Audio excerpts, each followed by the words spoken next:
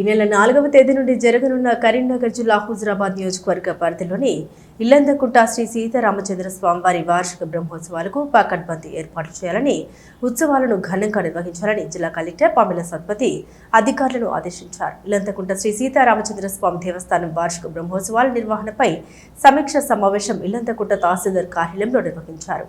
బ్రహ్మోత్సవాల నిర్వహణపై వివిధ శాఖల అధికారులతో హుజురాబాద్ ఎమ్మెల్యే పాడి కౌశిక్ రెడ్డి, జిల్లా కలెక్టర్ పామిల సత్పతి, సిపి గౌస్ అలం సమీక్షించారు. ఈ సందర్భంగా జిల్లా కలెక్టర్ మాట్లాడుతూ ఈ నెల 4వ తేదీ నుండి 16వ తేదీ వరకు ఇల్లందకుంట దేవస్థానం వార్షిక బ్రహ్మోత్సవాలు జరుగుతాయని తెలియజేశారు. అన్ని శాఖల అధికారుల సమన్వయంతో స్వామివారి బ్రహ్మోత్సవాలను ఘనంగా నిర్వహించాలని ఆదేశించారు. ఇందుకు అధికారులు పకడ్బందీ ఏర్పాట్లు చేయాలని అన్నారు. వేసవి దృష్ట్యా విద్యుత్ శాఖ అధికారులు అంతరాయం లేకుండా చూడాలని, అధిక లోటును దృష్టిలో ఉంచుకొని అందుకు తగిన ఏర్పాట్లు చేయాలని ఆదేశించారు.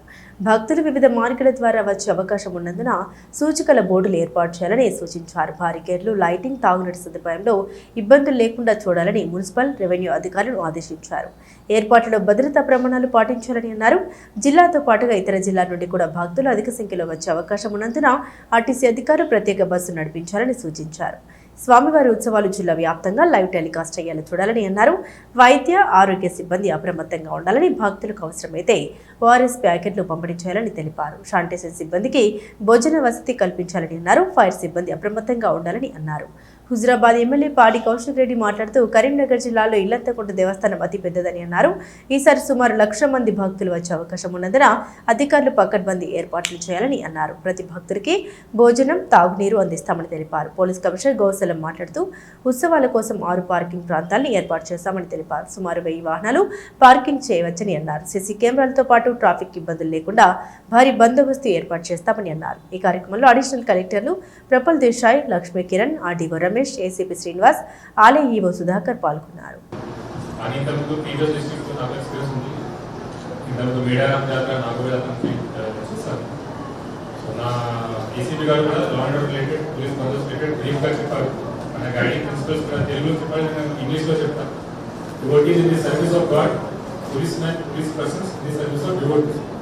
This principle I have done previous chapter. So నేను ఫీడ్బ్యాక్ తీసుకున్నాను. ఇక్కడ పెద్ద క్రౌడ్ అంటే అంతా ఉండదు, 30,000 to 40,000 ఎక్స్పెక్ట్. మన మెయిన్ 6th రోజు ఈవెంట్ ఉంది. ఆ తర్వాత మళ్ళీ 12th and 13th, 14th రోజు కూడా సూర్యరథోత్సవం, చంద్రరథోత్సవం, ఇంకా 3 main ఈవెంట్స్. దీనికోసం ఎలాబరేట్ కాంప్లెక్స్ పోలీస్ బందోబస్తు ప్లాన్ చేసాం. As told by my ACP total 350 to 400 police సిబ్బంది రిక్వైర్మెంట్ జరుగుతుంది. ఇక్కడ మనకి మెయిన్ ముఖ్యంగా క్రౌడ్ మేనేజ్మెంట్ ఇష్యూస్ ఉంటాయి. ఇది కాకుండా traffic and parking management. So last year కూడా అంత ట్రాఫిక్ ప్రాబ్లం జరగలేదు, పార్కింగ్ ప్రాబ్లం జరగలేదు. మనకి టోటల్ 6 పార్కింగ్ ప్లేసెస్ ఐడెంటిఫై చేసాం.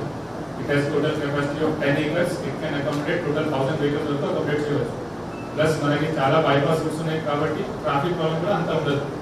అద్భుతంగా పోలీస్ వాళ్ళు ఎవ్రీ టైం చేస్తూ ఉంటారు. ఈసారి కూడా అద్భుతంగా చేయాలని వాళ్ళకు కూడా నేను విజ్ఞప్తి చేస్తా ఉన్నాను.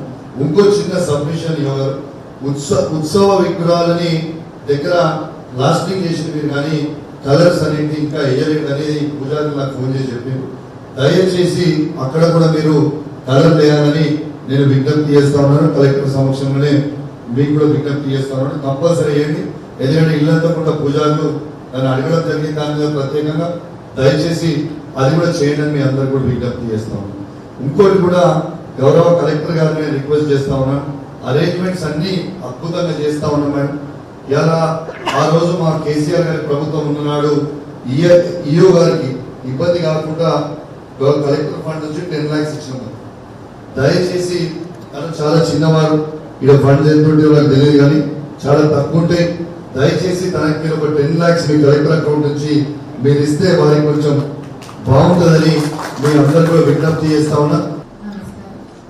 ఈనాటి సమావేశం ఏర్పాటు చేసిన ఈఓ గారికి, సభను అధ్యక్ష నిర్వహిస్తున్న గౌరవ హుజురాబాద్ శాసనసభ్యులు పాడి కౌశిక్ రెడ్డి గారికి, గౌరవ సిపి గారికి, అడిషనల్ కలెక్టర్ లోకల్ బాడీ గారికి, ఏసీ రెవెన్యూ గారికి, ఏసీపీ గారికి, ఆర్డీఓ గారికి, ఉన్నత అధికారులందరికీ, ప్రెస్ మరియు మీడియా మిత్రులందరికీ నా నమస్కారాలు. కార్యక్రమంలో అందరూ అధికారులు వారు హోదాలో వారు ఏం బాధ్యత నిర్వహించాలన్నది స్పష్టంగా చెప్పడం జరిగింది.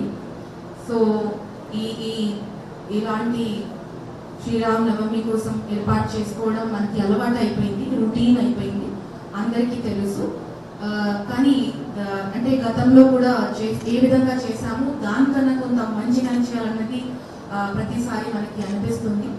గత వారంలో ఏసీపీ గారు, ఆడియో గారు ఇద్దరు కలిసి కూడా ఈ క్షేత్రస్థాయిలో ఇక్కడ పర్యవేక్షణ చేసుకుంటూ సిపి గారు ఆధ్వర్యంలో ఇన్స్ట్రక్షన్స్ తీసుకుంటూ చాలా వాటికి బందోబస్తు ప్లాన్, ఏ విధంగా భక్తుల కోసం సౌకర్యాలు ఏ విధంగా ఏర్పాటు చేయాలి, ఎక్కడి నుంచి లా అండ్ ఆర్డర్ అని అన్ని దృష్టిలో పెట్టుకుంటూ ప్లాన్ ఒకటే వేసుకోవడం జరిగింది. ఆ తర్వాత మనము ఎమ్మెల్యే గారు, గౌరవ మంత్రి గారు ఆదేశాల మేరకు మనము రైస్ మిల్లర్స్ వారితో మనం కలిసి వాళ్ళని రిక్వెస్ట్ చేయడం జరిగింది. ప్రతిసారి లాగా కూడా వాళ్ళు ఈసారి కూడా ఇంకా బాగా చేస్తామని మాకు మాట ఇచ్చారు.